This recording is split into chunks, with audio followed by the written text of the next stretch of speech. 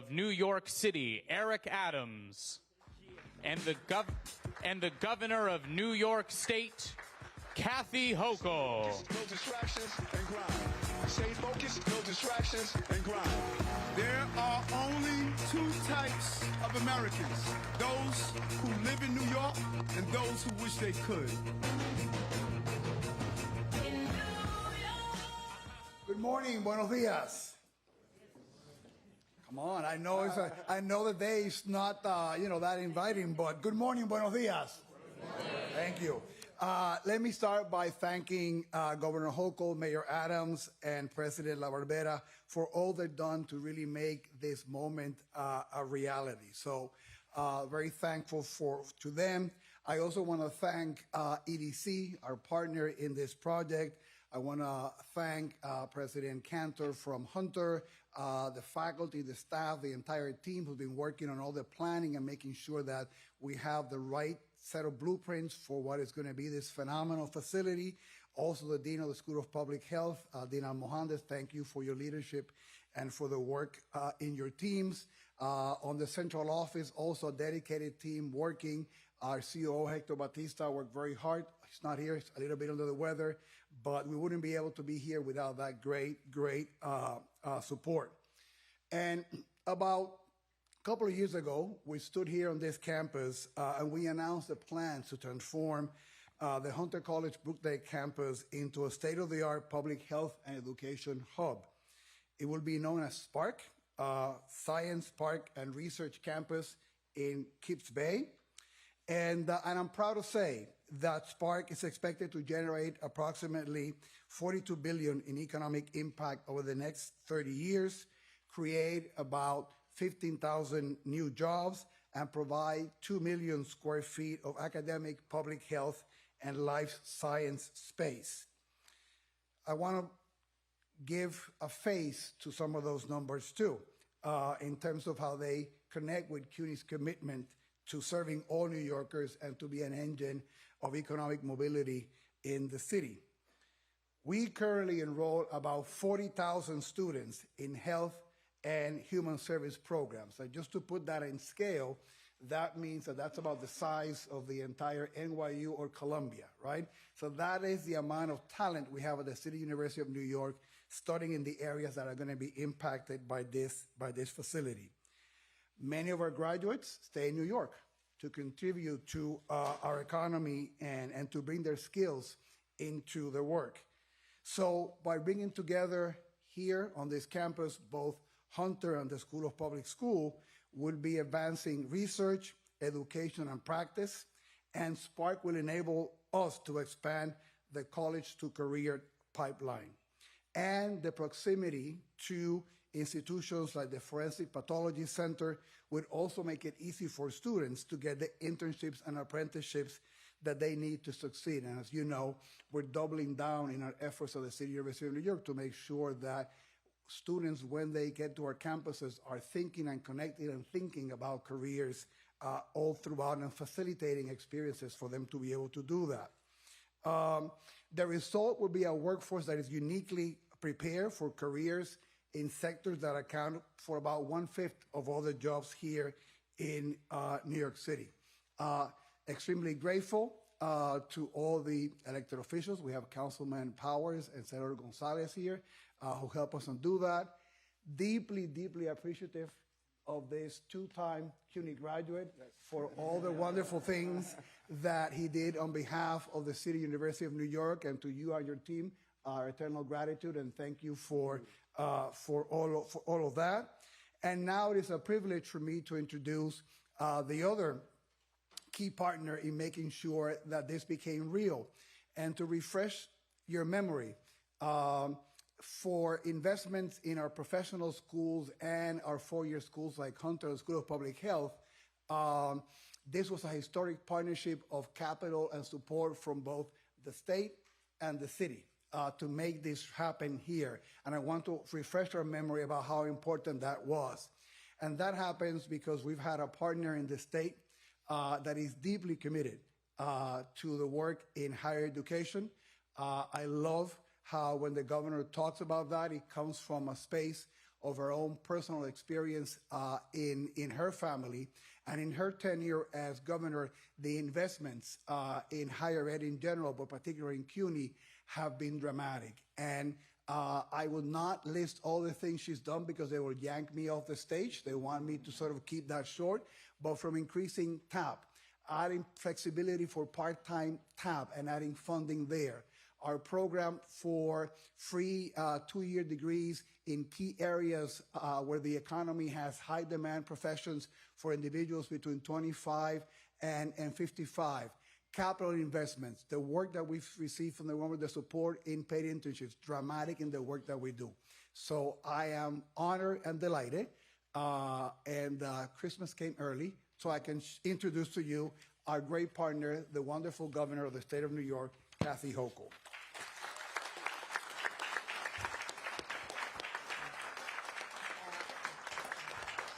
Thank you, Chancellor, and I appreciate your enthusiasm, your drive, your energy, all things CUNY. And yes, you come to my office often with your hand out, and I don't think you're too disappointed, so at least if you are, don't tell me.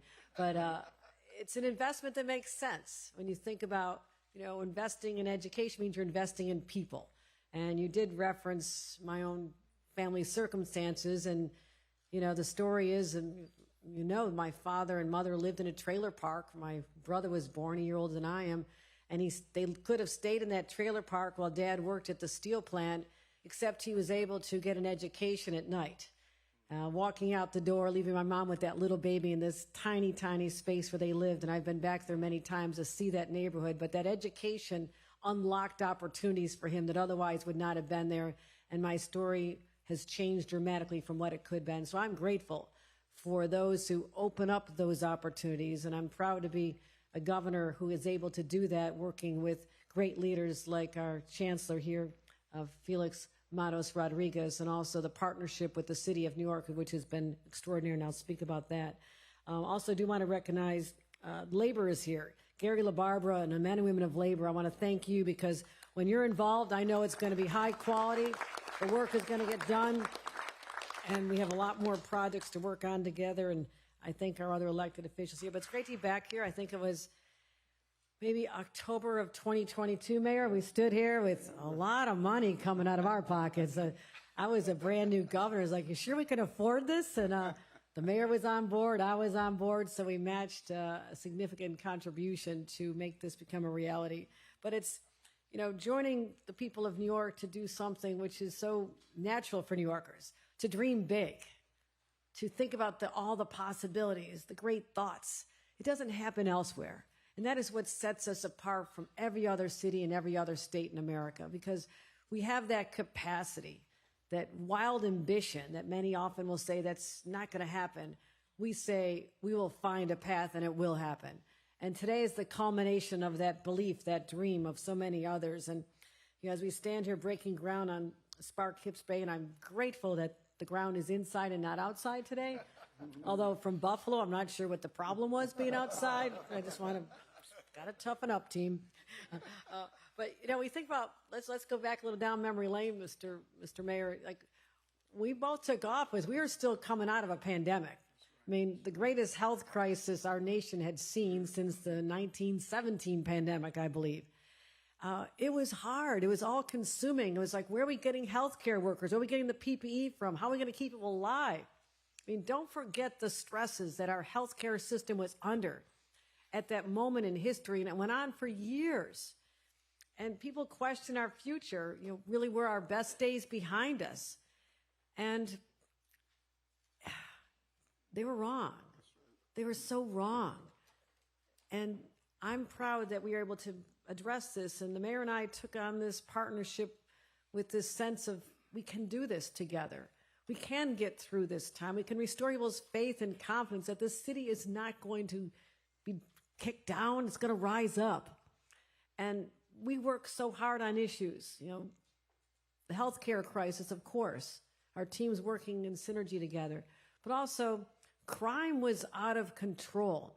Something happened during that pandemic, and sociologists can figure this out someday, but there was a crime wave all over America because of the instability created by this. And we had to deal with the effects of that. And people were fearful. They weren't going to come back on the subways, even if their job was waiting for them, because they were afraid of something terrible happening to them or their family members. Economic uncertainty, public safety. You know, the city was just reeling for a while there. And we just wouldn't accept the narrative. You know, we just rolled up our sleeves, Mayor, and you and I worked hard together. And I always will commend your leadership during those dark, dark days. And together, you know, we just delivered the safest year in subway ridership, subway safety in recorded history, except for the year after 9/11. I mean, think about that. And we'll say there's going to be a scary picture on the cover of a tabloid tomorrow that shows something bad happened to somebody. It will happen. But that doesn't mean that people are starting to feel more confident, because they're coming back to their jobs. They're coming downtown. They're taking the subway. They're walking the streets. And that didn't happen by wishing it would happen. It was a result of intentional strategies, collaboration, teamwork, a vision of what we can and should be. So we made historic investments in public safety. And the mayor and I would talk about the need for more housing. The historic City of Yes plan was ingenious. It finally said, why are we letting all these obstacles, these barriers hold us back? People want to live here. Young families want to raise their kids here. And we're driving them to other states because we didn't have the ambition that's being on display with this project. We didn't have that with respect to housing for too long. And finally, we could do that, and I was proud to help support that financially, although it was a late-night call from the mayor asking, can I have $1 billion to get this over the finish line? And maybe I was kind of still half asleep. I was like, sure, Mayor, whatever you want. So message, don't call me late at night because I won't pick up anymore. It's too expensive for me. But you believed in it. I believed in it. City Council, we got it finished. And that's why we're going to be unlocking so much more housing. And we've focused on economic development and more opportunities. And this project here, as far as Kips Bay, is just a sign of, you know, $1.6 billion transformation. That sounds like a pipe dream, but it's happening right now. Shovels are in some ground out there, right? Right, Gary? It's going to happen. And so this is the way it's going to be a world-class hub for healthcare, public health education, life sciences, serving more than 4,500 students in one of the most important fields that's going to determine our future, because we know what it's like when we had a shortage of healthcare workers. It was a scary time for us, and we say no more. And thank you, Chancellor, for recognizing what we did with the state budget this year. We said in the 5 or 6 fields where we are short workers, what can we do to have an immediate catalyst to get more people to pursue careers in like healthcare? And we said, let's pick up the full cost of a community college education, everything. Books, fees, everything. And you know what? We did that just starting this summer. We already have 16,000 more students going into our public community colleges here and across the state than we would have had. And that is dramatic. And we're just getting started. So those people will get the education they need and will be filling these jobs that are so important for us. So we're going to train together. Again, I want to thank the union workers for going to be building this. And we're going to be continuing to focus on attracting the smartest minds in the nation to this very space. That's what's so exciting to me, too. We're always going to be a magnet. But when you have a catalyst like this, a hub, a place that says we're going to be nation leading in our research and our innovation and what we're going to do here, you're going to attract people from all over the country and indeed the world, if they can be let back in. I deviate. We want them here, by the way. So we're going to continue our investments. We've done it here with our investments across the state of New York, but this is important. And again, it's just a reminder, we don't settle for small ideas. Small ideas are for other people. Don't even bother with this. If you want to go big, you come to New York. You want to go big, you invest here. When you want to go big, you raise your family here, because this is the epicenter of everything that matters, and we're going to make sure it remains that way. And again, I want to thank Mayor Adams for his close partnership with me through some incredible, incredible crises that we had to face head on together. And I say our city is safer today, Mayor, We're going to be building more housing. There's more economic development. I personally just want to thank you for your service, a lifetime of public service to this community. Thank you very much. Let me bring up our Mayor, Eric Adams. Thanks, Governor, so much. And you were joking about those 1 a.m., those early morning calls, but they did happen on so many occasions, from the migrants and asylum seekers to subway safety plans, to getting City of Yes over the finish line, to addressing how we're going to deal with school control over and over and over again. And I think history is going to be kind when we reflect on these 4 years of the relationship that we developed during some extremely difficult times. And good generals don't send their troops into battles. They lead their troops into battles on the front line. We've been on the front line on some major issues that impacted this city. And so standing here today, and I want to thank the local electeds and Gary, who has been a true friend and voice for building a city of union, and making sure that those who are on these job sites reflect the diversity of this city, and he has continued to be a voice for that. And one of my probably most significant deputy mayors standing behind me, who headed HBD, and now the deputy mayor who's dealing with many of these projects, Adolfo, I want to thank you, Adolfo Carrion, and for what he has represented. And when you look at the narratives and stories that have come from the governor, from being in a place, a small trailer park, to Adolfo Carrion's life coming up from Puerto Rico and his family living in a basement apartment, to the life of my mom working 3 jobs to make sure she could raise my 5 siblings and me. The stories are the same during the last 4 years. These are ordinary people doing extraordinary things, reflecting on their personal journeys to see how government can betray everyday working class people, but also coming with a full understanding how government can lift people up. And that's what we've seen. And I don't know if there's ever been a very clear relationship of the governor and the mayor working together to utilizing both our executive powers to uplift New Yorkers. And so New York City is a city of innovation and possibility, a city where big things happen. And today we are taking another step towards the future, the next phase of our Spark Kips Bay project. We were excited about this project. We were in this room. Now I remember, we were in this room when we talked about it, and people thought it was not possible, and we knew it was. And it's doing what I believe is imperative, and that is creating jobs. 15,000 jobs, good paying jobs where people can provide for their family. And that is 15 jobs for New Yorkers that would help them support their families, their careers, and most importantly, their future. Far too many people don't see a future, but when you are employed, it is more than just a place that we go to during the AM hours of our day. It's the precursor to sleep that allows us to experience the American dream. And we generated this will generate over $42 billion in economic impact for our city. Once complete, this is where we will invent new vaccines, cure chronic diseases, and unlock the knowledge that will help millions of people live longer and healthier lives. We'll create high-wage, high-growth jobs for New Yorkers and build opportunity for our young people as we move forward. We don't want our young people to leave the city to find the innovation and the possibilities right here in New York.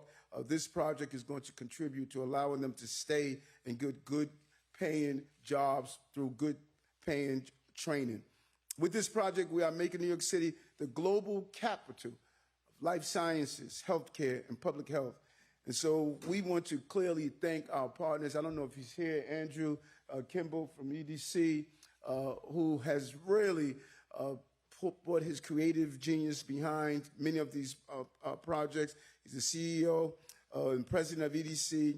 And of course, our brother, Chancellor Rodriguez, yes, 2-time CUNY grad, and CUNY has played a major part of my life and is continuing to play a major part of the lives of far too many. And when you look at the CUNY population, it is comprised of the people of this city, many first and second generation New Yorkers, many first-time college graduates and their families, so much promise in CUNY.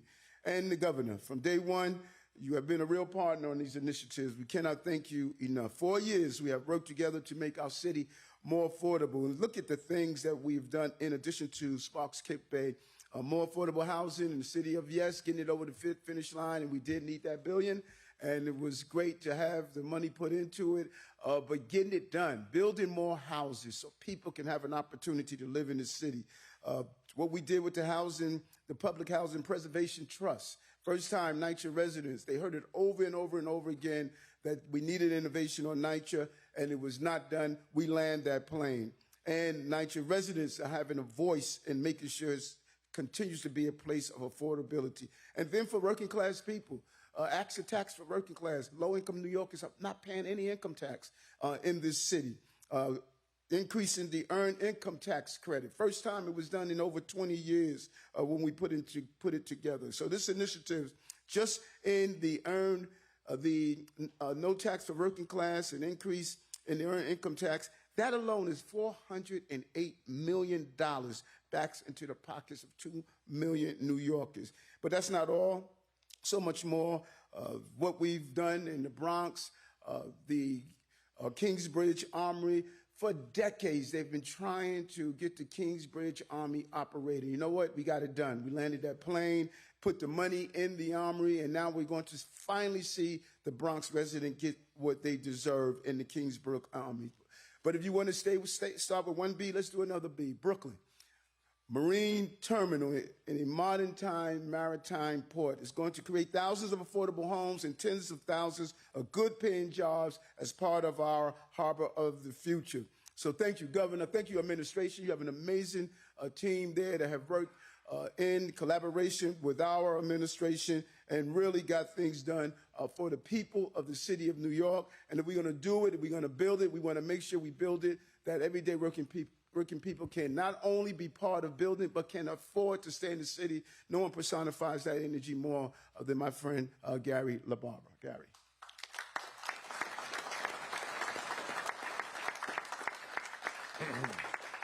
Well, good morning, everyone. It's a pleasure for me to be here.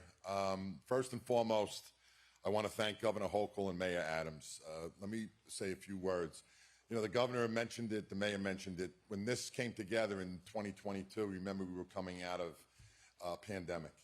And that was a very difficult time for the country, for the city, for the state.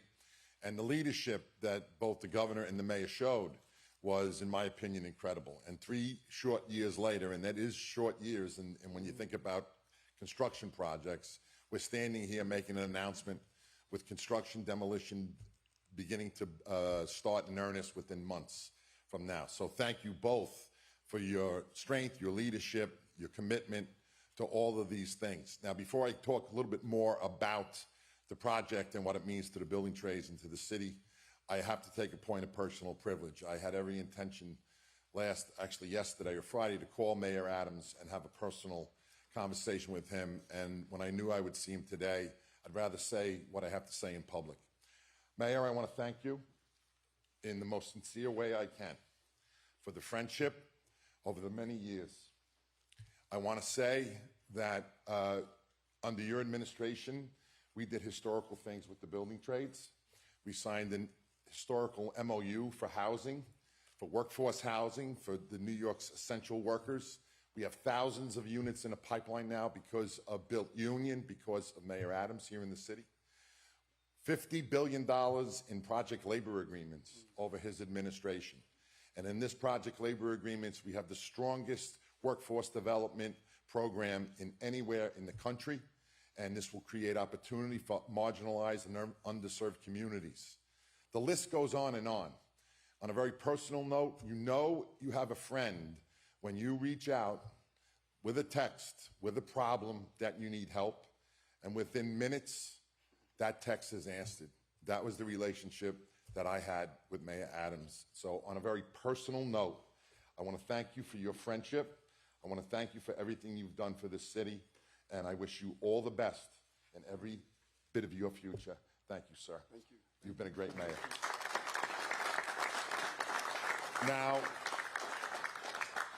Now, let me just say a few words about the project. This is a very historic project. Again, I thank Governor Hochul and the mayor. for their vision, their strength in making this a reality today. This project will literally create thousands of family-sustaining building trade union jobs. We have the most highly skilled, highly trained building trades workers, in my belief, anywhere in the North America, and I would say in the world, right here in this great state, across the state of New York, and right here in this great city. I want to acknowledge our trade partner, our CM on this, Sean Sadowski from Skanska. The partnership that the building trades in Skanska has is unprecedented.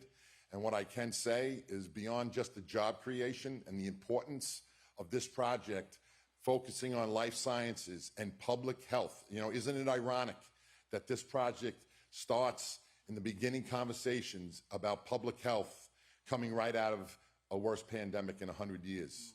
That's a statement.